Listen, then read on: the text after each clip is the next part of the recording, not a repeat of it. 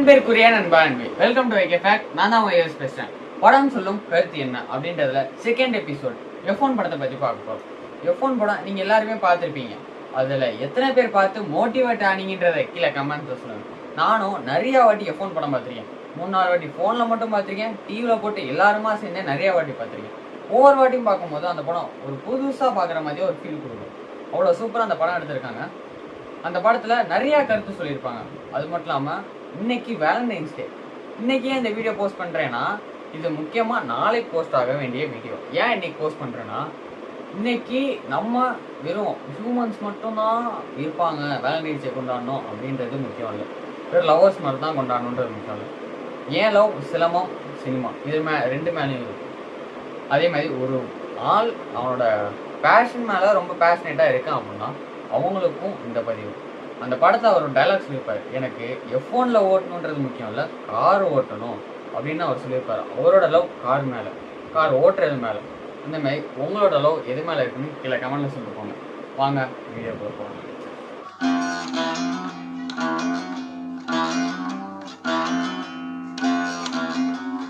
ஸ்பீடில் திரும்புறது ஈஸியான விஷயம் இல்லை. காரை ஸ்பீடாக ஓடிட்டுமா சட்டுன்னு திருப்பவும் முடியாது. பைக்கில் ஸ்பீடாக போனாலும் சட்டுன்னு திருப்ப முடியாது.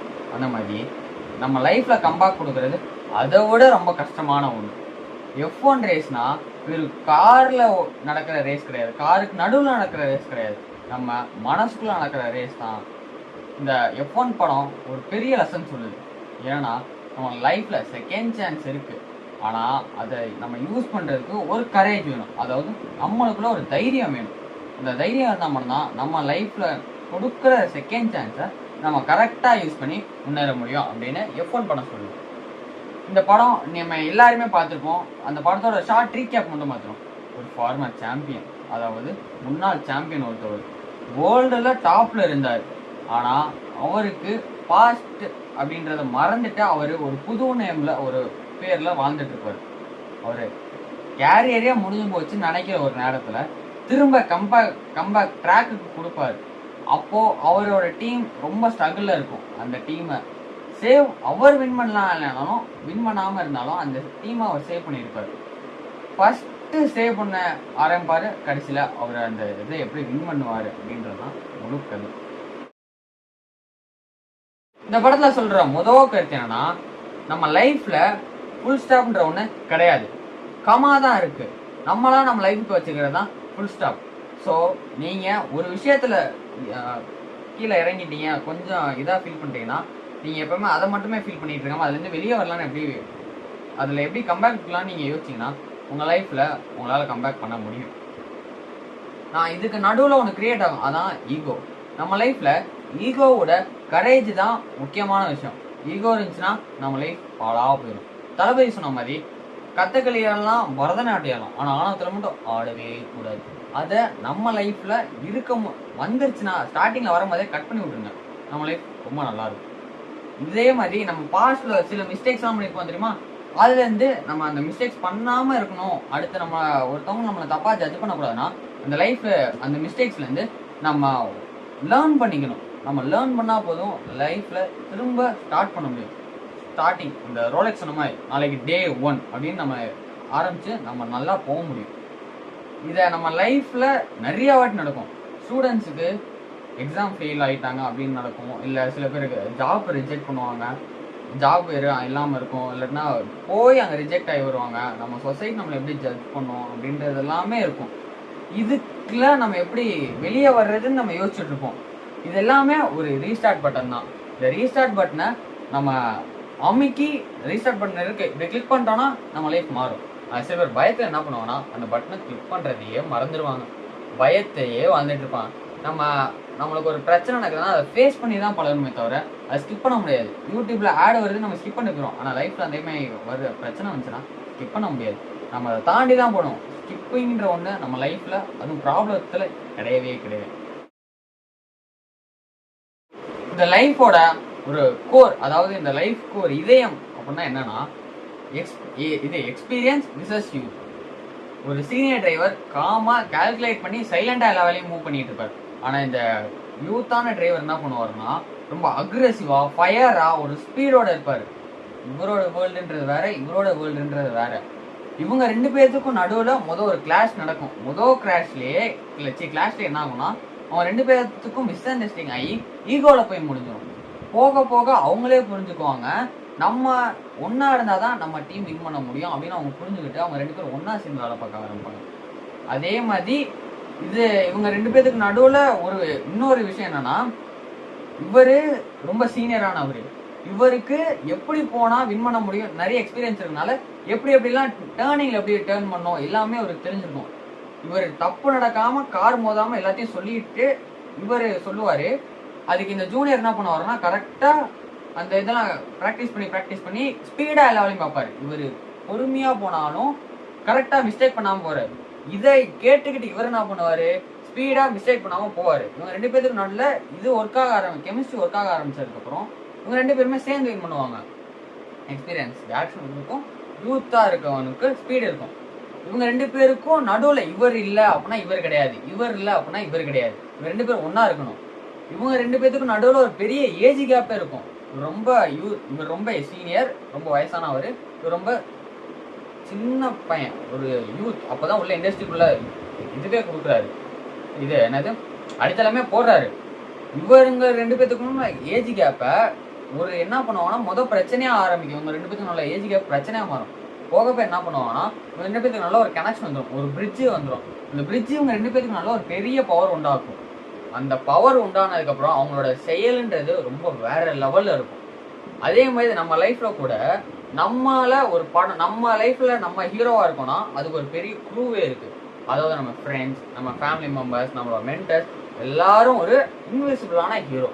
அவங்க இன்விசிபிளான ஹீரோவா இருக்கிறனால தான் நம்ம ஒரு மெயின் ஹீரோவா நம்மளுக்கு மற்றவங்க முன்னாடி ப்ரொஜெக்ட் ஆகும். இந்த படத்துல இன்ஜினியர்ஸ், மெக்கானிக்ஸ் இவங்க எல்லாரும் ஒரு இன்விசிபிள் ஹீரோ. ஒருத்தவங்களுக்கு நம்பிக்கை இல்லைனாலே அந்த டீம் காலி. இவங்க 2 பேருக்கு நல்ல ஒரு நம்பிக்கை தான் வேணும், ஈகோ வந்துடவே கூடாது. இந்த லைஃப்ல நம்ம வின் பண்ணோம் அப்படின்னா, ஒரு சோலோ வின் பண்ணோம்னு வச்சுக்கோங்களேன், கொஞ்ச நாளைக்கு தான் இருக்கும். அதுவே நம்ம ஒரு டீமா வின் பண்ணோம்னா ஒரு ஹிஸ்டரியா மாறும்.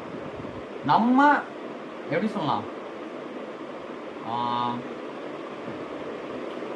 ஒரு சோலோவா வின் பண்ணோம்னா வெறும் அப்ளாஸ் தான் இருக்கும், கைத்தட்டல் மட்டும்தான் இருக்கும். நம்ம வின் பண்ணிட்டோம்னா கைத்தட்டோம், ஓ சூப்பர் சூப்பர், நல்லா வின் பண்ணிட்டோம் அப்படின்வாங்க. ஆனா ஒரு டீமா வின் பண்ணா நம்மளை மதிப்பாங்க. இந்த டீம் இவ்வளோ பெரிய டீம்ல விருந்திருக்கான் அப்படின்னு நம்மளை மதிப்பாங்க. அந்த அளவுக்கான இது நம்மளுக்கு வேணும். இந்த ஸ்பைடர்மேன் நோவே ஹோம்ல கூட சொல்லுவான், 3 பேரும் தனித்தனியா வேலை பார்ப்பாங்க, ஆனா அவங்களுக்கு நடுவுல ஒரு இதுவே இல்லாம இருக்கும்.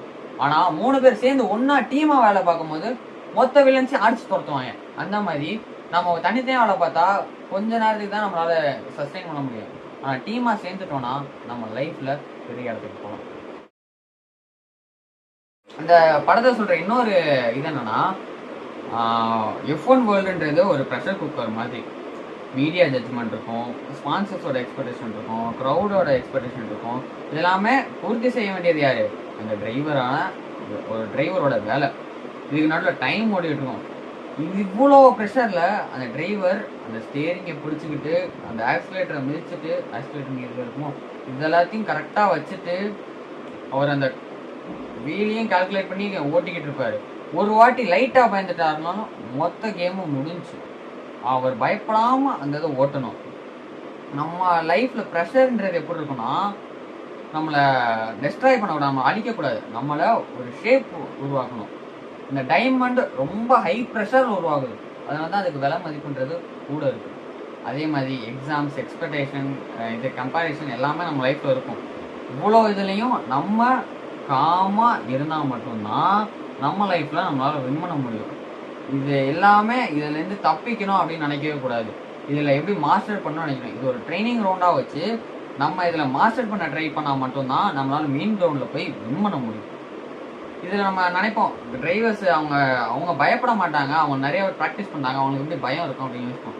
அவங்களுக்கு பயம் இருக்கும். எப்படின்னா நம்ம பார்த்தா அவங்க தைரியமாக இருக்குமே இருப்பாங்க. தைரியன்றது பயம் இல்லைன்னு அர்த்தம் இல்லை, பயத்தை கண்ட்ரோல் பண்ணுறாங்கன்னு அர்த்தம். நம்ம லைஃப்பில் நம்ம பயத்தை நம்ம கண்ட்ரோல் பண்ண ஆரம்பிச்சிட்டோம்னா நம்ம லைஃப்பில் இருக்க ரேஸ், அதாவது லைஃப்ன்ற ஒரு பெரிய ரேஸில் கடைசி வரைக்கும் போய் வின் பண்ண முடியும். அதுக்கு நம்ம பண்ண வேண்டியது நம்ம பயத்தை கண்ட்ரோல் பண்ணணும்.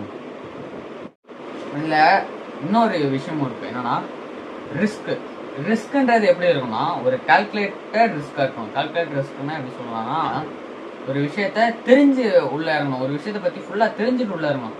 ஆழம் தெரியாம கால் விடக்கூடாதுன்னு சொல்லுவாங்க.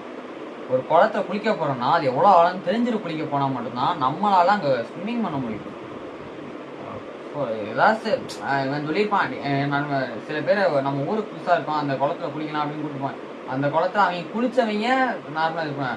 நம்ம புதுசா போறாங்களா அவங்க குளிக்கிற பார்த்துட்டு நம்மளை குடுக்கணும் ஓடி போய் குளிச்சுன்னு வச்சுங்களேன். நம்மளுக்கு நீச்சல் கொஞ்சமா தெரிஞ்சு ஆழம் அதிகமா இருந்து உள்ளுக்குள்ள போய் மாட்டிக்கிட்டோம்னா சுத்தம் வெளியே வர முடியாது. நம்ம லைஃப் க்ளோஸ். அந்த மாதிரி நம்ம லைஃப்ல ஒரு கால்குலேட் ரிஸ்க் இருக்கணும். அதுக்குன்னு நம்ம லைஃப்ல ரிஸ்கே இல்லாம இருந்துடக்கூடாது. ரிஸ்கே இல்லாம இருந்துச்சுன்னா நம்ம லைஃப் ரொம்ப போர் அடிச்சுட்டு. ரிஸ்க்ன்றது கால்குலேட் ரிஸ்கா இருக்கணும்.